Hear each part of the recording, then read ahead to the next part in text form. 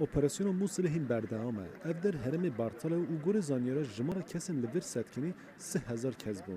Lê di sala 2014 de dema ku ev de ketî bin destê Daişê de xelkê xweciyî dest ji hûwarê xwe berdan û koçber bûyîn. Piraniya vî herêmê jî asûrî bû û ûndarê Mesîhiya bavê David dibêje dema vegerina herêmê ye.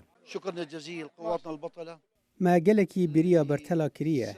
Gelek spas ji bo van qehremanan. Em hatine vir ji bo kêfxweşiyê bidin wan.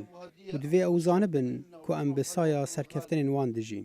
Mele Osman ji bo piştgiriya peşmerge çû herêmê û nêrînên xwe wiha anî ser ziman. زۆر پێخۆشحالین بەو هجوومەی بەڕاستی داعش منەزەمەتی ئیرهابیە زۆر زوڵمی کرد زوڵمی یەکەمی لە مسلمانان کرد ئێمە وەکو مسلمان ئێمە بەرینە لەو داعشەی چونکە کە داعش هات ئەوەلجا مزگەوتەکانی ئێمەی تەقاندەوە پێش هەموو ئەدیانەکان Operasyona li herêmê berdama û hêzên peşmerya dibêjin ev herêmekê bi taybetî gelek zor e û şerê giran ji hîn berdewam e.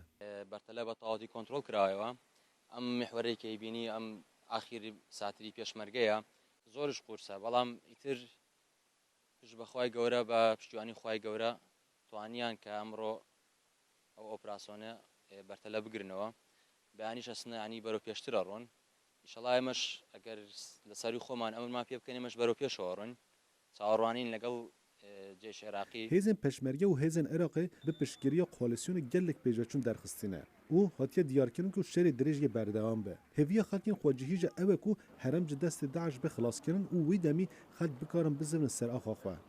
Ara Macar, Dengê Amerîka.